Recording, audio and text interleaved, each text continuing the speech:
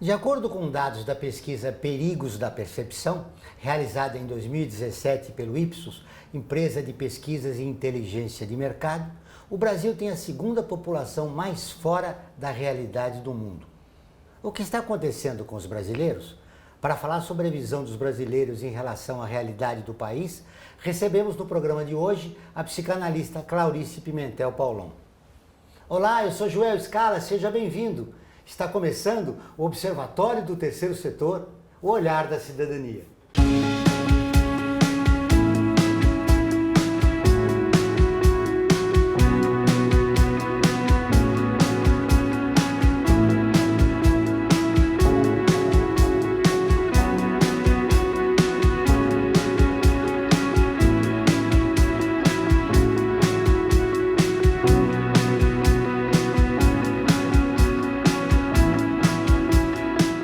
Clarice Pimentel Paulon é doutora em Psicologia Clínica pelo Instituto de Psicologia da Universidade de São Paulo e especialista em Gestão de Saúde Pública pela Unicamp.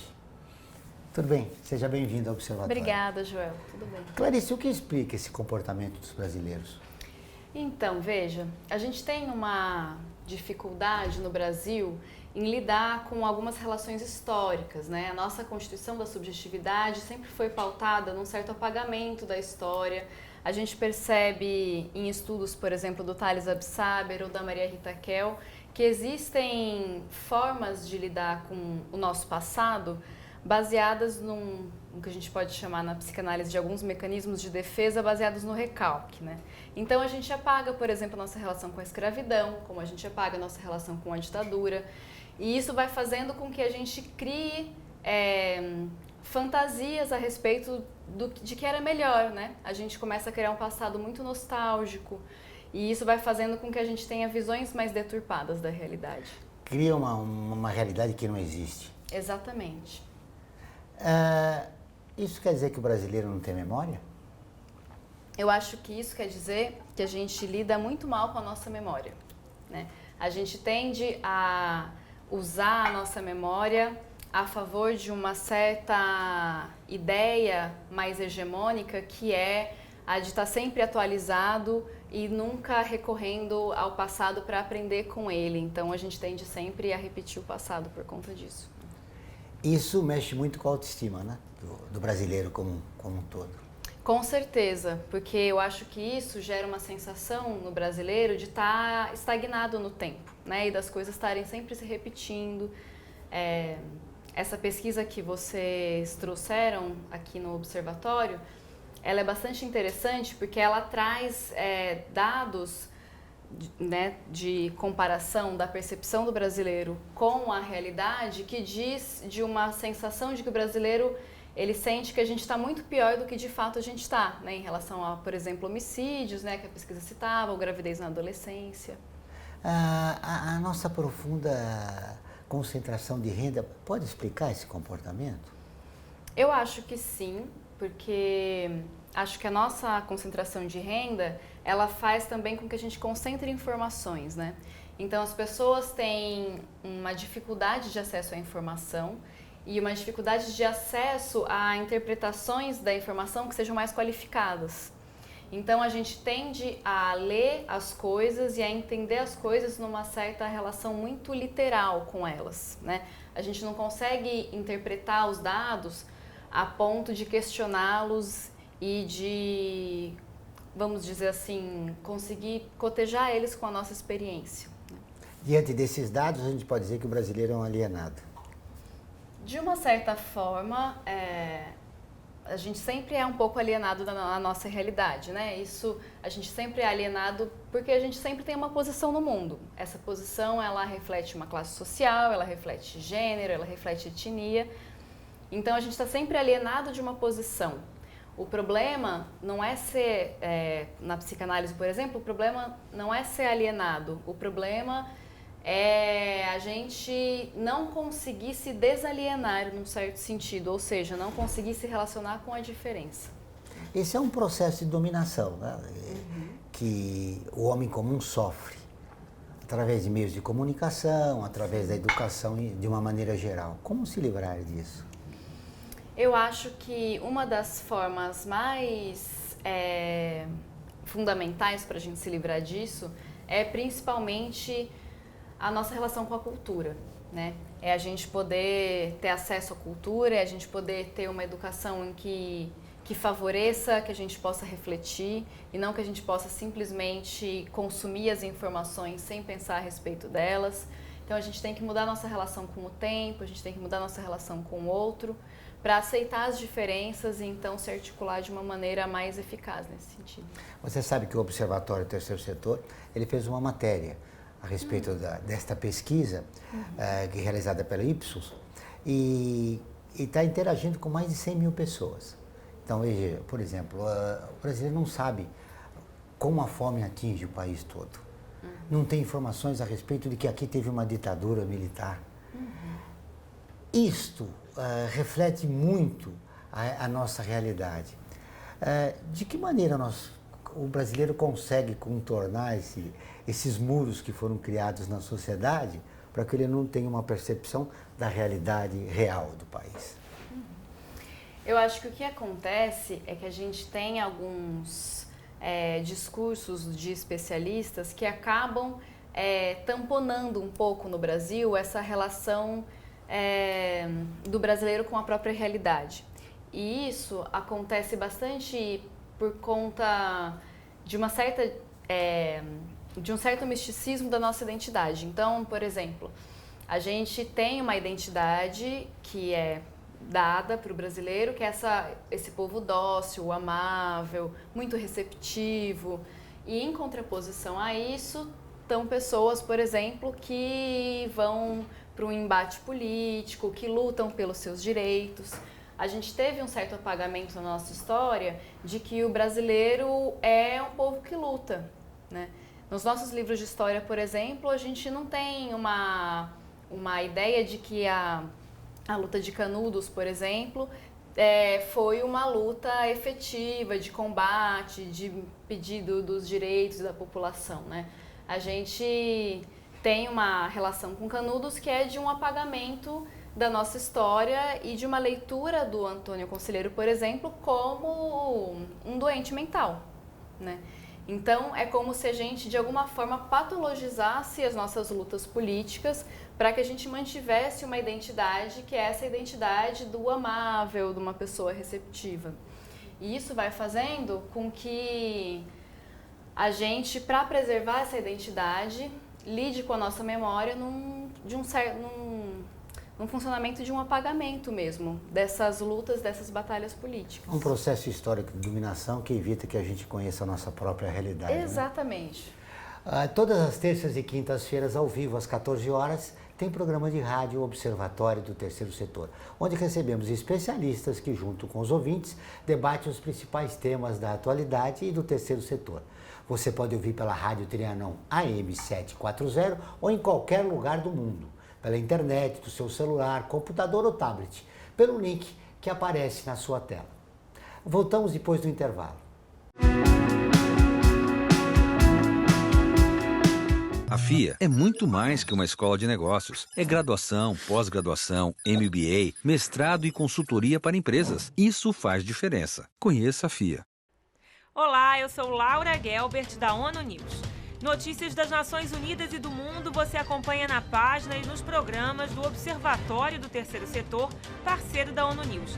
E para acompanhar diretamente a ONU News em português, acesse nossa página e redes sociais. Até lá!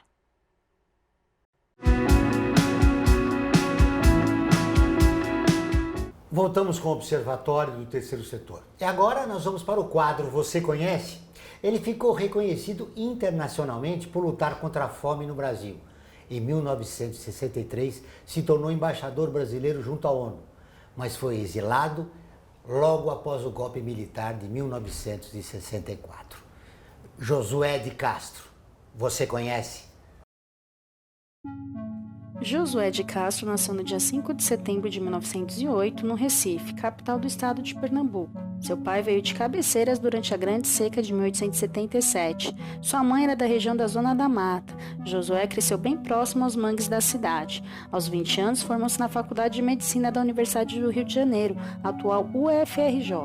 Apesar do interesse inicial pela psiquiatria, resolveu fazer nutrição e abriu sua clínica no Recife. Na mesma época, foi contratado por uma fábrica para examinar trabalhadores com problemas de saúde indefinidos. Diagnosticou: sei que os meus clientes têm, mas não posso curá-los porque sou médico e não diretor daqui. A doença desta gente é fome. Logo, foi demitido pela fábrica. Vislumbrou então a dimensão social da doença, ocultada por preconceitos raciais e climáticos. A partir de 1940, participou de todos os projetos governamentais ligados à alimentação, coordenando a implantação dos primeiros restaurantes populares, dirigindo as pesquisas do Instituto de Tecnologia Alimentar e colaborando para a execução de várias políticas públicas com a educação alimentar. Sob sua direção, foi lançado o periódico Arquivos Brasileiros de Nutrologia. O ano de 1946 foi marcado pela publicação da Geografia da Fome, obra clássica da ciência brasileira. O livro buscou tirar da obscuridade o quadro trágico da fome no país, enfatizou as origens socioeconômicas da tragédia. No mesmo ano, foi o fundador e primeiro diretor do Instituto de Nutrição da Universidade do Brasil. Geopolítica da Fome, livro publicado em 1951, concebido como uma extensão da Geografia da Fome, tornou-se um marco histórico e político nas questões da alimentação e da população. Os princípios ecológicos e geográficos foram desta vez utilizados na escala da fome mundial.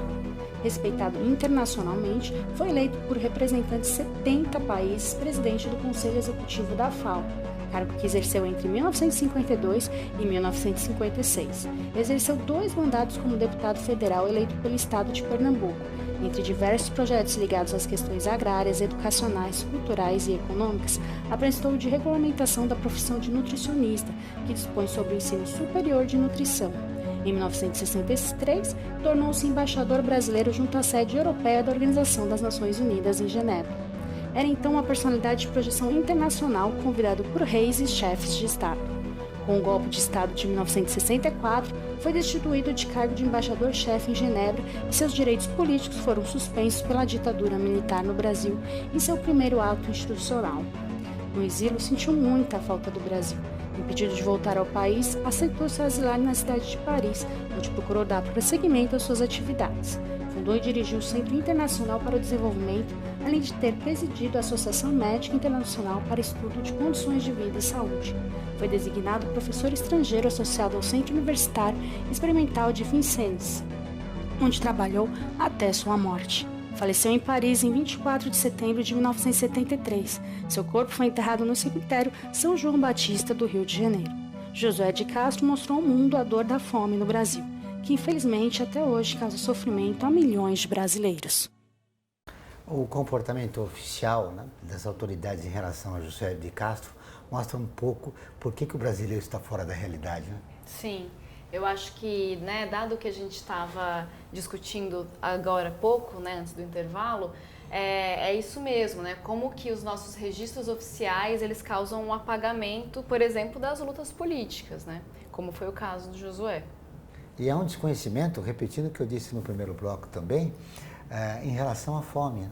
Muitos brasileiros desconhecem como vivem, né, populações ribeirinhas, ou até mesmo aqui no nosso estado. Sim. Né? Sim. A gente vê, por exemplo, o Brasil havia saído do mapa da fome, né? Depois ele retorna. E a gente vê que é um desconhecimento, inclusive, da variedade das alimentações no Brasil. A população ribeirinha se alimenta de uma outra forma, que é a população urbana, vamos dizer assim. A forma de se relacionar com o alimento é outra. Então, a gente tem uma diversidade cultural, uma diversidade alimentícia muito grande, né?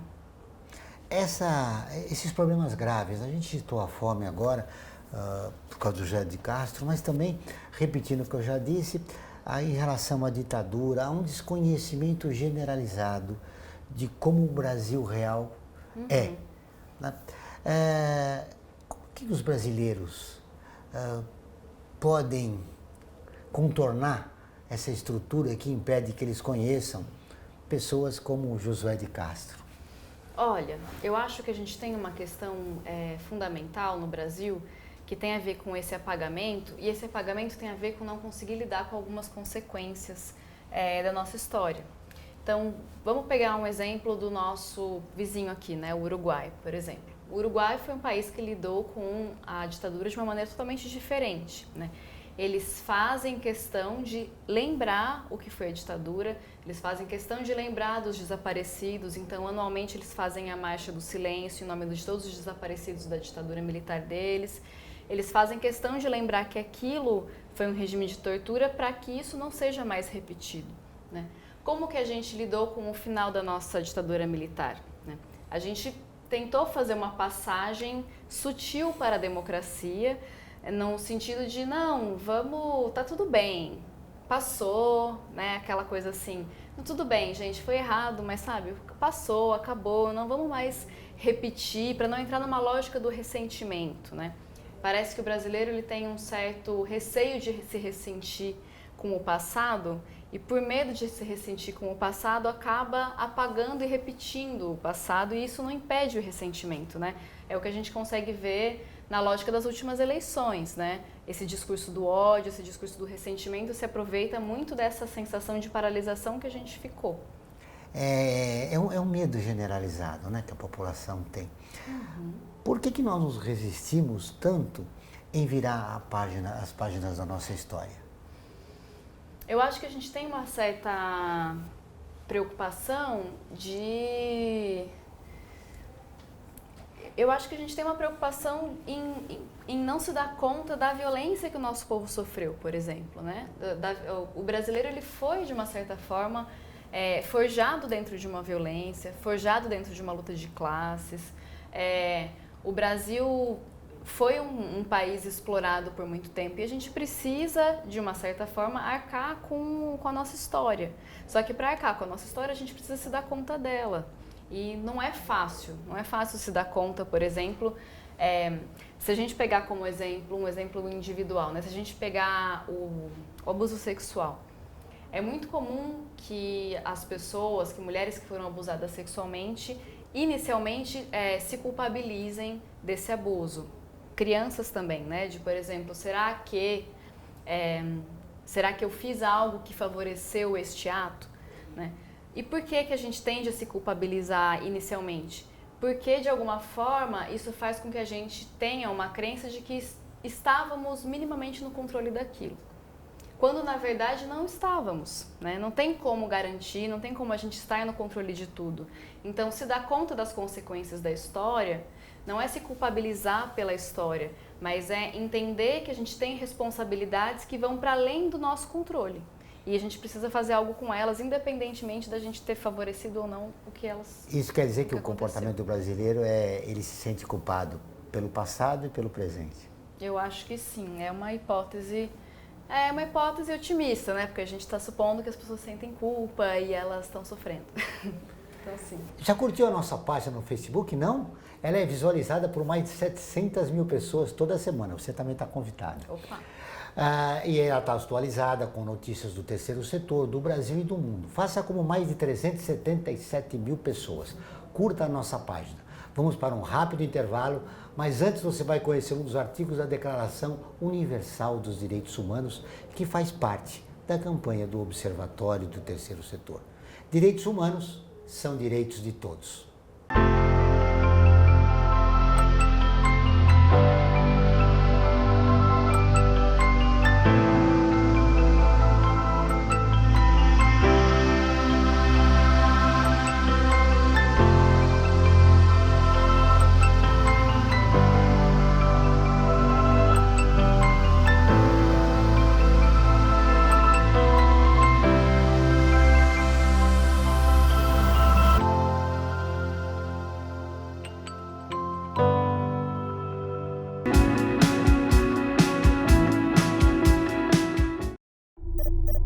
Internacionalizar a economia afeta o seu emprego? Para onde vai o Brasil? Ter opinião sem análise é só repetição. Repetição, repetição, repetição, repetição, repetição, repetição, repetição, repetição. Informação é importante. Análise é fundamental. Le Monde Diplomatique Brasil. Independente e crítico.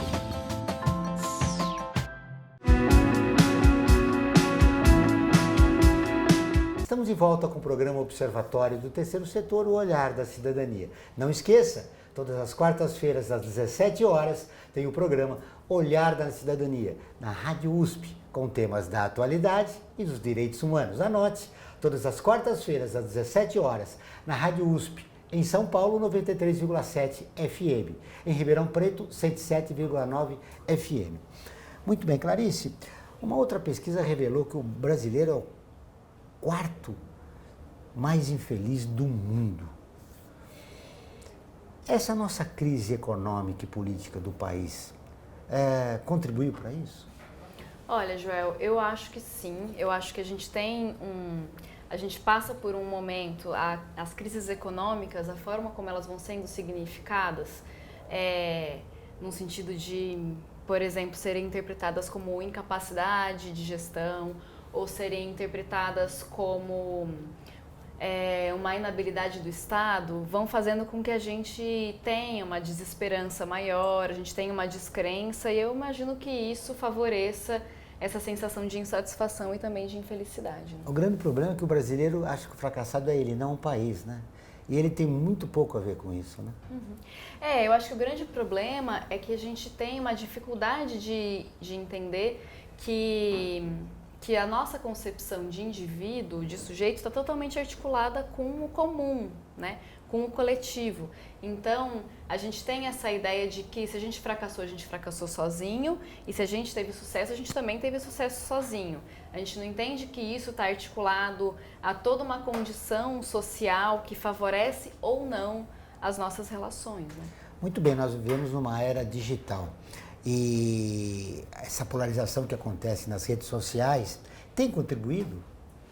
Eu acho que sim, porque essa polarização das redes sociais, ela acaba fazendo com que a gente ache que está dialogando, quando na verdade a gente só está jogando ali frases prontas que inviabilizam o diálogo, né? A gente cada vez mais, quando vai conversar lá no Facebook com a nossa timeline, por exemplo, né? A gente só vai vendo semelhantes, a gente nunca vai vendo diferentes. E aí quando a gente topa com a diferença, a primeira coisa que a gente tem a fazer é recusá-la, né? É fingir que ela não existe. E aí é uma grande contradição, né? Porque a democracia pressupõe diálogo, né? Exato, a democracia pressupõe diálogo e ela pressupõe a relação com a diferença, né? Porque dialogar com alguém que concorda é muito fácil, isso não é um diálogo, né? Na verdade, acaba sendo mais um monólogo do que um diálogo. E o que polariza essa nossa crise é que é incentivo do governo, né? Para que essa polarização aconteça, né? Sim. Eu acho que existe um incentivo do governo para que essa polarização aconteça, porque o governo fica muito baseado numa relação com a realidade que é de fatos, verdades e mentiras, né? É como se o governo, ele de repente parasse de aceitar novas interpretações. Isso é o mecanismo principal de censura, né? Imagino que lá em 64 a gente viveu muito bem isso, né? O apagamento de novas interpretações produzia receitas de bolo nos jornais.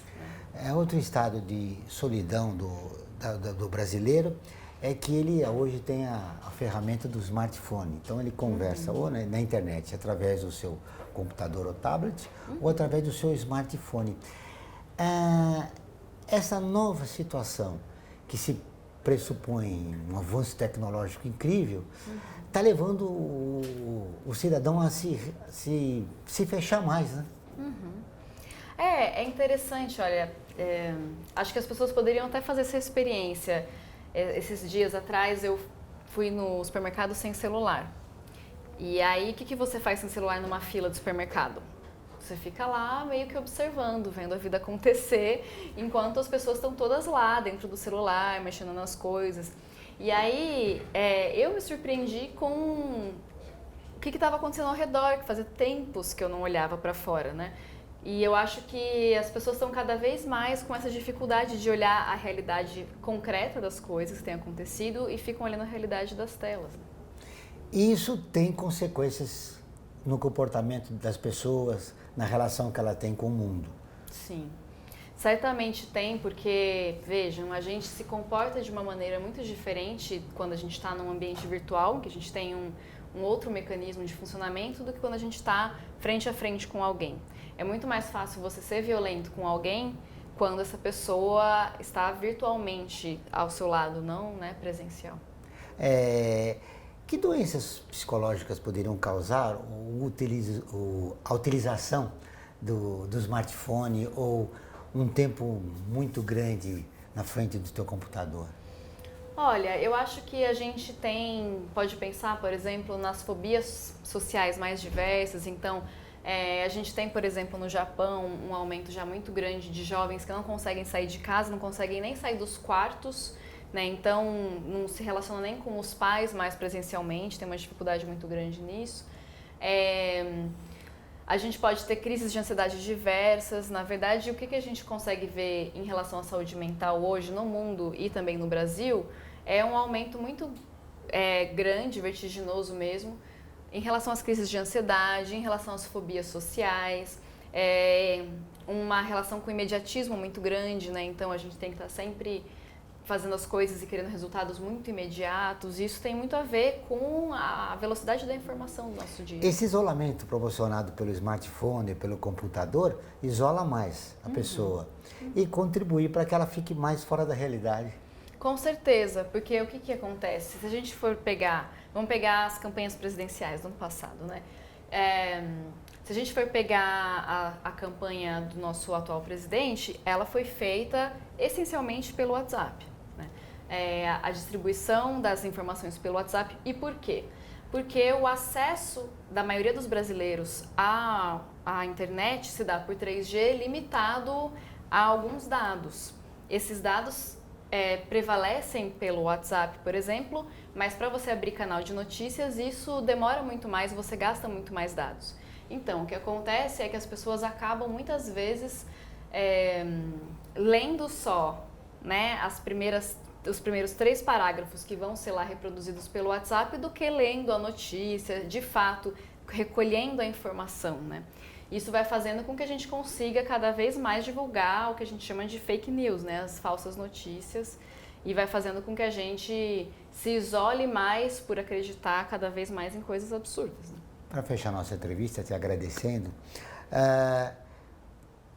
que sociedade será a nossa do futuro, com concentração de renda, com isolamento da população, que está muito longe dos seus próprios problemas? Como você vê o futuro e a tecnologia em relação a todos os problemas que nós enumeramos aqui hoje? Olha, eu acho que a forma como esse prognóstico, né, que a gente tem, ele é bastante pessimista, mas ele diz um pouco da forma como os indivíduos hoje têm se relacionado, né, de uma maneira cada vez mais isolada e com uma dificuldade muito grande em escutar o outro. E por isso, como a gente não consegue escutar o outro, a gente acaba não conseguindo acessar os nossos próprios problemas, porque os nossos próprios problemas também são problemas em relação ao outro, né? E a saída que a gente tem é apostar que em algum momento as pessoas vão querer sair do mundo delas e criar um mundo comum. E como que a gente vai criar um mundo comum?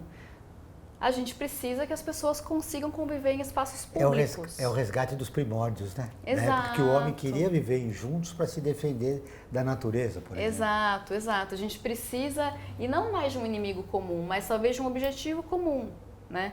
E que esse objetivo comum seja o bem-estar de todos, mas não na luta contra todos, né? Que seja o bem-estar de todos através de um fortalecimento do que nos une como humanos, que talvez seja mais o afeto do que essa capacidade de raciocinar e acumular constantemente. Foi muito bom falar com você. Obrigada, Joel. Até uma próxima oportunidade. Okay. O Observatório do Terceiro Setor fica por aqui. Este e os nossos programas de TV e rádio estão em nosso portal, acessado por mais de 200 mil pessoas de 173 países todos os meses. Acesse você também, observatório3setor.org.br. Contamos com você sempre na luta por uma sociedade mais justa, solidária e tolerante. Até o próximo programa.